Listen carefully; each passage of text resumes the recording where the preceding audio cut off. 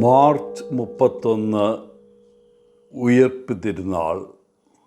യോഹന്നാൻ 20:1-9 വരെ വാക്യങ്ങൾ. കുറച്ച് വർഷങ്ങൾക്ക് മുമ്പ് അയർലൻഡിലെ ഒരു ചെറിയ പട്ടണത്തിൽ ഒരു പാസ്റ്ററും കുടുംബവും താമസിച്ചിരുന്നു. അദ്ദേഹം വളരെ തീഷ്ണതയുള്ള ഒരു മിഷണറി ആയിരുന്നു. എല്ലാ ഞായറാഴ്ചയും ശുശ്രൂഷകൾക്ക് ശേഷം അദ്ദേഹവും മകനും നഗരം ചുറ്റി വീടുകൾ സന്ദർശിച്ച് അടുത്ത ഞായറാഴ്ചയിലെ സർവീസസിന് ആളുകളെ ക്ഷണിക്കും. വീട്ടിൽ നിന്ന് ഇറങ്ങുന്നതിന് മുമ്പ് അവർ ദൈവം നിങ്ങളെ സ്നേഹിക്കുന്നു എന്ന ശീർഷകത്തിൽ ഒരു ബ്രോഷർ നൽകും. അതിൽ വിശുദ്ധ പത്രോസിൻ്റെ 1-ാമത്തെ ലേഖനം 5-ാം അധ്യായം 7-ാം വാക്യത്തിൽ നിന്നുള്ള ഒരു ഉദ്ധരണി ഉണ്ടായിരുന്നു. അത് ഇങ്ങനെ വായിക്കാം: അവൻ നിങ്ങൾക്കായി കരുതുന്നതിനാൽ നിങ്ങളുടെ എല്ലാ ഉത്കണ്ഠകളും അവൻ്റെ മേൽ ഏൽപ്പിക്കുക. ഒരു മഴക്കാലത്ത് പാസ്റ്റർ ഗൃഹസന്ദർശനത്തിന് പോകേണ്ടെന്ന് തീരുമാനിച്ചു. എന്നാൽ നല്ല പ്രേക്ഷിത ചൈതന്യം നിറഞ്ഞ ആ മകൻ മഴയെ കാര്യമാക്കിയില്ല. കൂടുതൽ ആളുകൾ യേശുവിനെ അറിയാനും ആരാധനയ്ക്കായി വരാനും അവൻ ആഗ്രഹിച്ചു. അച്ഛൻ്റെ അനുവാദത്തോടെ അവൻ ഒറ്റയ്ക്ക് വീട് തോറും പോയി. ഏകദേശം ഉച്ചയോടെ ചാറ്റൽ മഴ പെയ്യാൻ തുടങ്ങി. എന്നാൽ ഒരു ബ്രോഷർ കൂടി ബാക്കിയുണ്ടായിരുന്നു. അതും വീട്ടിൽ പോകുന്നതിന് മുമ്പ് ആർക്കെങ്കിലും കൊടുക്കാൻ അവൻ തീരുമാനിച്ചു. മഴ വകവയ്ക്കാതെ അവൻ വഴിയരികിൽ കണ്ട ഒരു വീട്ടിലെത്തി. കോളിംഗ് ബെൽ അടിച്ചെങ്കിലും ആരും ഉത്തരം നൽകിയില്ല. അവൻ വീണ്ടും ബെല്ലടിച്ചു. എന്നാൽ ആരും വാതിൽ തുറക്കുന്നതിൻ്റെ ലക്ഷണമില്ലായിരുന്നു. എന്നാൽ ഉള്ളിൽ ആരോ ഉണ്ട് എന്ന് അവന് തോന്നി. അവസാന ശ്രമമെന്ന നിലയിൽ അവൻ വാതിലിൽ ശക്തിയായി ഇടിക്കാൻ തുടങ്ങി. അപ്പോൾ കുറച്ച് മിനിറ്റുകൾക്ക് ശേഷം ഒരു സ്ത്രീ വാതിൽ തുറന്നു. മഴയിൽ നനഞ്ഞു കുതിർന്നിരിക്കുന്ന ആ കുട്ടിയെ കണ്ടപ്പോൾ അവൾക്ക് അവനോട് സഹതാപം തോന്നി. അവനെ അകത്തേക്ക് ക്ഷണിച്ചു. അവൻ്റെ തല തുടയ്ക്കാൻ ഒരു ടവൽ കൊടുക്കുകയും അവന് വേണ്ടി ഒരു ചൂട് ചായ ഉണ്ടാക്കി കൊടുക്കുകയും ചെയ്തു. ഊഷ്മളമായ പുഞ്ചിരിയുടെ ആ കുട്ടി തൻ്റെ പക്കലുണ്ടായിരുന്ന അവസാനത്തെ ലഘുപത്രികയും അവൾക്ക് നൽകി. എന്നിട്ട് അടുത്ത ഞായറാഴ്ച പള്ളിയിൽ വരാൻ ക്ഷണിച്ചു. കുട്ടി പോയതിനു ശേഷം അവൾ ബ്രോഷറിലൂടെ കണ്ണോടിച്ചു. അത് വായിച്ചപ്പോൾ അവളുടെ കണ്ണുകൾ നിറഞ്ഞു. അവൻ നിങ്ങൾക്കായി കരുതുന്നതിനാൽ നിങ്ങളുടെ എല്ലാ ഉത്കണ്ഠകളും അവൻ്റെ മേൽ ഏൽപ്പിക്കുവിൻ എന്ന ആ ലഘുപത്രികയിലെ വാക്കുകൾ അവളെ ആഴത്തിൽ സ്പർശിച്ചു. പിറ്റേ ഞായറാഴ്ച അവൾ പള്ളിയിൽ പോയി ആരാധനയിൽ പങ്കെടുത്തു. പതിവ് പോലെ ശുശ്രൂഷകൾക്കൊടുവിൽ ആ ആഴ്ച ആരെങ്കിലും അനുഭവിച്ച ഒരു നല്ല വാർത്ത പങ്കുവയ്ക്കാൻ പാസ്റ്റർ സഭാംഗങ്ങളോട് ആഹ്വാനം ചെയ്തു.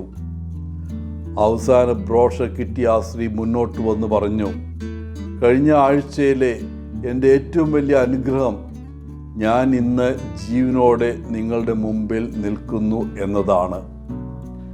കഴിഞ്ഞ ഞായറാഴ്ച ഞാൻ എൻ്റെ ജീവിതം അവസാനിപ്പിക്കാൻ പദ്ധതിയിട്ടിരുന്നു. പള്ളിയിലുണ്ടായിരുന്നവരെല്ലാം ഞെട്ടി അവളെ നോക്കി. അവൾ തുടർന്നു: 2 വർഷം മുമ്പ് എനിക്ക് എൻ്റെ ഭർത്താവിനെ നഷ്ടപ്പെട്ടു. എനിക്ക് 2 കുട്ടികളുണ്ടെങ്കിലും അവർ വിദേശത്താണ്. ഇവിടെ എനിക്ക് വേറെ ബന്ധുക്കളോ സുഹൃത്തുക്കളോ ഇല്ല. ഇവിടെയുള്ള ആരുമായും ഞാൻ അത്ര ബന്ധപ്പെട്ടിട്ടില്ല. അതുകൊണ്ട് എൻ്റെ ഭർത്താവിൻ്റെ മരണശേഷം എന്നെ ആശ്വസിപ്പിക്കാനോ സന്ദർശിക്കാനോ ആരും എൻ്റെ വീട്ടിൽ വന്നില്ല. ആരുമായും സൗഹൃദം സ്ഥാപിക്കാതിരുന്നത് എൻ്റെ സ്വന്തം തെറ്റാണെന്ന് എനിക്കറിയാം. എൻ്റെ ജീവിതത്തിൽ വല്ലാത്തൊരു ശൂന്യത അനുഭവപ്പെട്ടു. ഞാൻ എന്തിന് ഇങ്ങനെ ജീവിക്കണമെന്ന് മനസ്സിൽ ചിന്തിച്ചു. ആരും എന്നെ ശ്രദ്ധിക്കുന്നില്ല. എൻ്റെ കുട്ടികൾ പോലും എന്നെ കാണാൻ ആഗ്രഹിക്കുന്നില്ല. ദിവസങ്ങൾ കഴിയുന്തോറും ജീവിതം അവസാനിപ്പിക്കണമെന്ന ചിന്ത ശക്തമായി. അങ്ങനെ കഴിഞ്ഞ ഞായറാഴ്ച ഞാൻ ആത്മഹത്യ ചെയ്യാൻ ആലോചിച്ചു.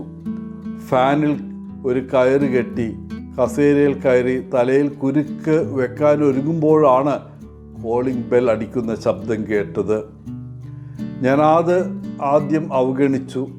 വീണ്ടും അത് ആവർത്തിച്ചു മുഴങ്ങി. ഞാൻ വിചാരിച്ചു, ഞാൻ ഇവിടെ നിന്ന് അനങ്ങിയില്ലെങ്കിൽ ആരും വാതിൽ തള്ളി വരാൻ പോകുന്നില്ല. എന്നാൽ വീണ്ടും വാതിലിൽ മുട്ട് കേട്ടപ്പോൾ എനിക്ക് അത് അവഗണിക്കാൻ കഴിഞ്ഞില്ല. ഞാൻ വാതിൽ തുറന്നു. വാതിൽക്കൽ ഈ ചെറുപ്പക്കാരൻ മഴയിൽ നനഞ്ഞ് കയ്യിൽ ഒരു ബ്രോഷറുമായി നിൽക്കുന്നത് കണ്ട് ഞാൻ അവൻ്റെ ആ നിഷ്കളങ്കമായ മുഖവും ഉത്സാഹം കണ്ട് അവനെ അകത്തേക്ക് വരാൻ ക്ഷണിച്ചു. ഒരു കപ്പ് ചൂട് ചായ കൊടുത്തു. പോകുന്നതിന് മുമ്പ് അവൻ എനിക്ക് ഈ ബ്രോഷർ തരികയും എന്നെ പള്ളിയിലേക്ക് ക്ഷണിക്കുകയും ചെയ്തു.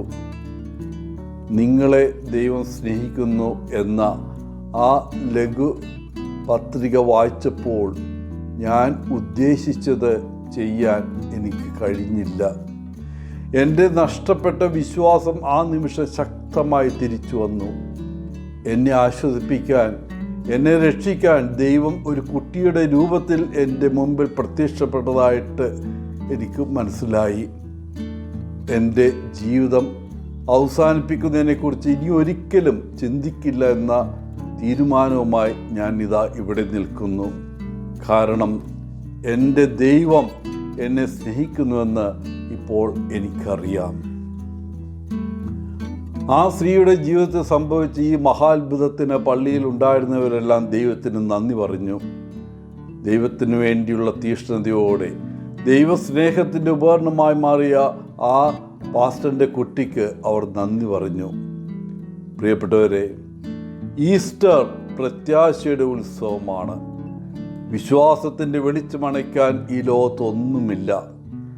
ദൈവത്തിൻ്റെ സ്നേഹം നമുക്ക് അളക്കാനോ ഗ്രഹിക്കാനോ കഴിയാത്തത്ര അത്ഭുതകരമാണ്. നമുക്കെല്ലാവർക്കും ജീവൻ ലഭിക്കേണ്ടതിന് യേശു പീഡകൾ സഹിക്കുകയും മരിക്കുകയും ഉയർത്തെഴുന്നേൽക്കുകയും ചെയ്തു. ഈ ജീവിതത്തിൽ എത്ര കഷ്ടപ്പാടുകൾ അനുഭവിക്കേണ്ടി വന്നാലും ക്രിസ്തുവിൻ്റെ പുനരുദ്ധാനം നമ്മെ ഒരിക്കലും നിരാശരാക്കുകയില്ല. വിശുദ്ധ പത്രോസിനോടൊപ്പം നമുക്കും പറയാം, ഇപ്പോൾ നാം അവൻ്റെ പുനരുദ്ധാനത്തിന് സാക്ഷികളാണ്. എല്ലാവർക്കും ഉയർപ്പ് തിരുനാളിൻ്റെ മംഗളങ്ങൾ നേർന്നുകൊണ്ട് ഒത്തിരി സ്നേഹത്തോടെ പോളച്ചൻ CSSR ഫ്രം കേരള.